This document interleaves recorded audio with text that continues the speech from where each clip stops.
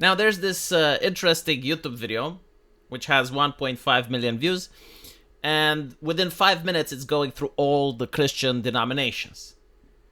And the interesting thing is that people are willing to accept most of them, even though like some of them are quite bizarre, like scientific Christianism, for instance. But the one that everyone is complaining, the one that makes a lot of people say that it's not real, is Christian atheism. And I get why that is. I get why people don't think that it's a thing. But I do believe it is, because Richard Dawkins, for instance, is a Christian atheist. A Christian atheist, I think, is a person that doesn't believe in the supernatural. Like, they do not believe angels are real. They do not believe demons are real. They do not believe that a person can be possessed by a demon. And so if you can't believe in the supernatural, then are you a Christian? You know, that's the real question.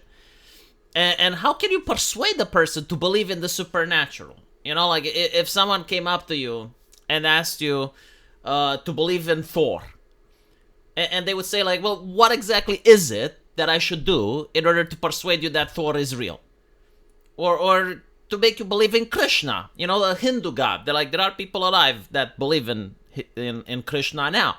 Because, like, you can say, well, you know, Thor is mythological, it doesn't exist, even though at the time many people believed in it. But okay, fine, you know, like Krishna. Krishna is a god that exists within the Hindu religion. A lot of, I mean, millions, if not hundreds of millions of people believe in it today.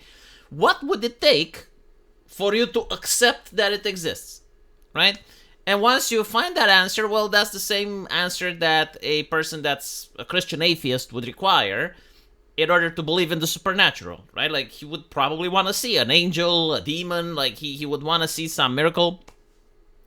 The main reason that a lot of people that become Christian atheists are Christian atheists is, as you can see, there's a lot of denominations, right? There is a objective morality, a universal truth, but it's interpreted by man, right? So, like, the person interpreting the objective truth is man, which man is fallible, and this is why you have like so many Christian denominations. And so, which one is correct? Because they're mutually exclusive, and most people join one based on how they're born, based on their parents. And so it's not like a person, you know, like they look at all the Christian denominations and then they go, okay, I want this one. Why? Because arguments. No, it's like you're born in it. It's sentimental. It's emotional. And it's a matter of faith for many. And so it's the same for the Christian atheists. In my opinion, Christian atheists are people who became atheists usually because their parents failed them. Like, they abandoned religion not because the message, they abandoned the religion because of the people practicing it. And a lot of individuals like to dismiss that, say it's not important. It's crucial, actually. It's not just important, it's crucial. If you have any type of ideology or message where the adherents are behaving like spurgs, you have to wonder, well, is the message really that good if the people that partake into it are behaving in a very disrespectful, dishonorable way towards their fellow man? And this is like one of the reasons why social justice and woke ideologues got pushed away. Even if the message is good, the adherents are behaving like absolute spurgs. I don't want to associate with them. I don't want to be seen with them. No, right? If you don't like the community, you don't move in the neighborhood.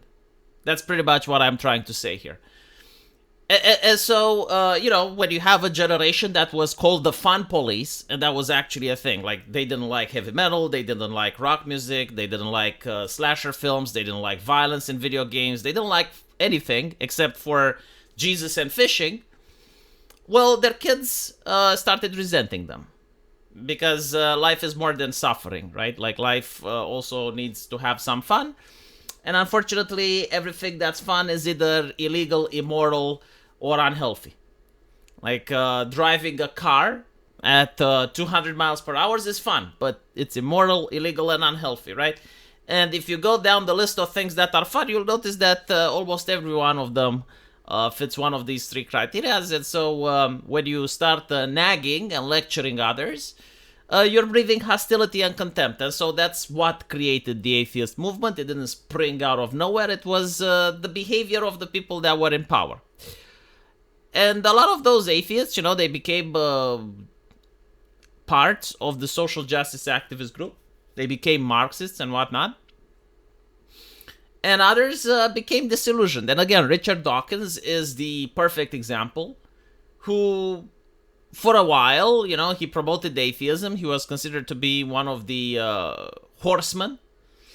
And then he realized, okay, well, under atheism, my country is losing the things that I like, the aesthetics of Christianity, right? Like he likes the churches, he likes the Christmas carols, and so he doesn't want to lose them. But again, you can't have Christian things without the Christians.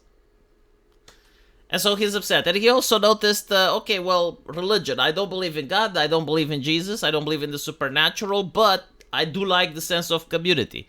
I do like the fact that, if you have a criminal that wants to shoplift, he may consider that God is watching and may choose not to shoplift. So, yeah, this is what a Christian atheist is. There's many people like that. Again, I think when Christians do not accept this concept, is they're saying, oh, well, you're going to burn in hell, right? Like, that's what they're trying to say. Like, you're practicing Christianity wrong, and you're not getting salvation. But from the Christian atheist point of view, he's not interested in salvation. He doesn't believe in an afterlife. He believes that after you die, it's exactly the same like before you were born.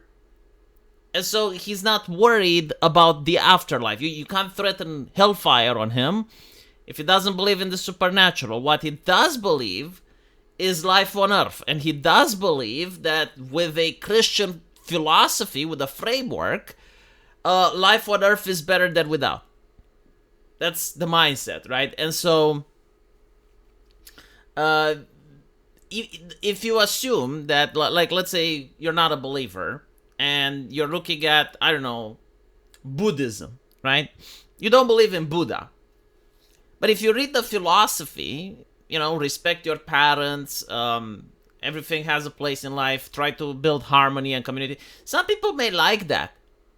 Some people may look at that and they will say, okay, I don't believe in the supernatural aspects of it, but it's a philosophy that lasted thousands of years. Surely there must be something there. And this is the same way that Christian atheists look at the Bible. They will say, okay, I don't believe in the supernatural, but it is a philosophy which has existed on planet Earth for thousands of years. Surely there is something there. And it is, there is Stoicism, there's wisdom of the Greeks. There's a lot of interesting stuff there. And so I think this is what people like Richard Dawkins view when they're talking about Christian atheism. And this is why Christians don't understand it. It's like, oh, you're using our philosophy, but you don't believe in the supernatural. Like, yeah, they're not interested in salvation. Like, they don't believe in a judgment day. They don't believe in a heaven or a hell. They, right? You trying to shame them with that isn't going to work. And I guess, like, what are you trying to tell them? It's like, okay, stop accepting our philosophy, and then what? You think they're going to join your side all of a sudden? No. Like, if you antagonize them, they're probably going to be, okay, well, I guess when I became an atheist the first time around, that was the actual good decision. You guys are pricks. Your ideology transforms people into pricks. So, like, we're going to join the other side, right? Because if you treat them like that, that's what's going to happen. Like, I'm pretty sure if Christians were to start nagging and harassing Richard Dawkins, like, what do you think he's going to do? He's going to start supporting social justice, right? He's not going to become a Christian. He's not going to say, oh, well, I guess, like, Christians are really asmad about it, and they're very antagonistic towards me, so obviously now I'm going to convert. Like, you wouldn't do it either.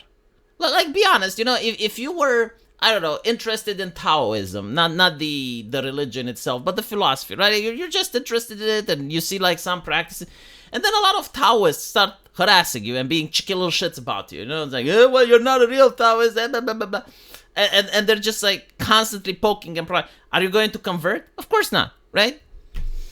Anyway, that's just my 2 cents on it. I just found the conversation interesting. I didn't know that it actually has a name, Christian atheism. Interesting. Let me know what you think. I'm actually curious. I'll see you guys in the comment section. Take care.